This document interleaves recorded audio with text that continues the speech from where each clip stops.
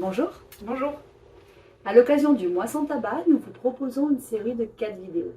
La thématique de cette troisième vidéo est comment arrêter de fumer.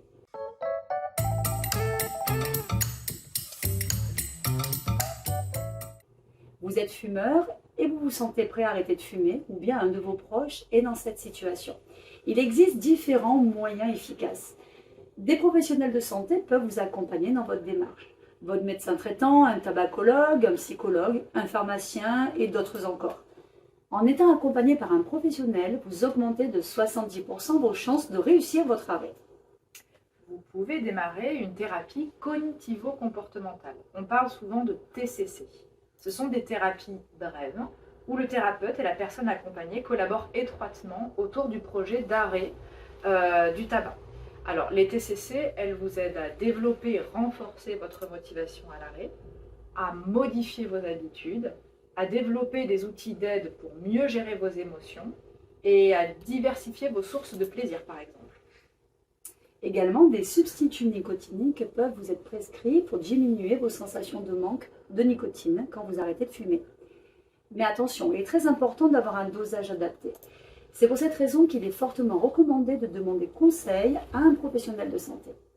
Il existe 2 catégories de substituts. Tout d'abord les patchs à coller directement sur votre peau. Il existe des patchs d'une durée de 16 heures ou de 24 heures en fonction de la marque.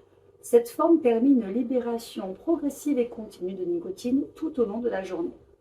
La deuxième catégorie de substituts est sous forme orale. Par exemple, vous avez les gommes à mâcher, les comprimés, pastilles, inhaleurs ou sprays. On utilise ces différentes formes pour gérer plutôt les envies aiguës de fumer qui peuvent apparaître tout au long de la journée. Le fait d'associer les patchs aux formes orales augmente l'efficacité de ces traitements. Ils peuvent même permettre de prendre moins de poids lors du sevrage. La nicotine contenue dans le substitut supprime la sensation de manque et limite le grignotage lié aux envies de fumer. À savoir que les substituts nicotiniques sont autorisés même pendant la grossesse. Alors Julie vous disait qu'il était important d'avoir un dosage adapté. On peut utiliser l'équivalence suivante, une cigarette égale 1 mg de nicotine. Mais attention, votre manière de fumer est aussi un autre indicateur. Par exemple, si vous tirez beaucoup sur votre cigarette et que vous inhalez plus profondément la fumée, il se peut que vous ayez besoin de plus d'1 mg de nicotine par cigarette. Et dans ce cas-là, vous risquez d'être sous-dosé par le traitement de substitution avec les signes suivants. Alors, de nombreuses pulsions à fumer, des troubles de l'humeur, parfois des insomnies, de l'irritabilité, des difficultés de concentration. Vous pouvez aussi observer une augmentation de l'appétit. Ça, c'est pour les signes les plus fréquents. Parfois, vous pouvez aussi être surdosé par le traitement. Et dans ce cas, pas de panique, vous pouvez observer les signes suivants. Des palpitations, des céphalées, la bouche pâteuse, des nausées principalement. Rappelons que le surdosage en nicotine est sans danger. Il suffit de retirer votre patch ou d'enlever votre substitut oral et de patienter. En 1 heure et demie environ, les signes vont commencer à disparaître.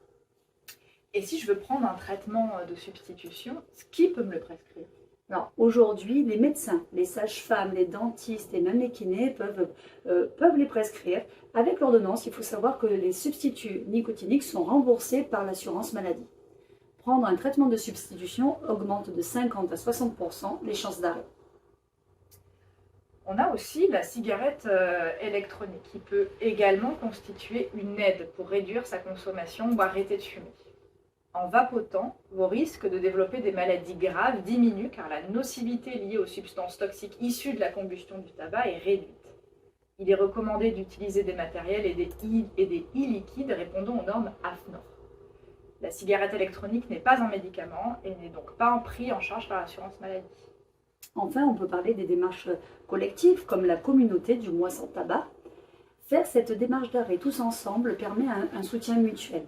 Au sein de notre service, nous proposons également un groupe et des visioconférences accessibles gratuitement. Ils vous aideront à arrêter de fumer et à mieux faire face à vos addictions. Il n'y a pas de méthode unique. Votre démarche est personnelle, pertinente si elle répond bien à vos besoins. Donc nous espérons que cette vidéo vous donnera les clés pour soutenir votre démarche d'arrêt. Vous trouverez le lien du site Tabac Info Service dans la description de cette vidéo. Vous pouvez vous inscrire sur le site Moi sans tabac afin de commander le kit d'aide à l'arrêt ou de le retirer dans les pharmacies affichant l'opération. Des brochures, comme vous la présente Julie, sont à disposition dans les services d'addictologie notamment. À très bientôt dans une prochaine vidéo. À bientôt.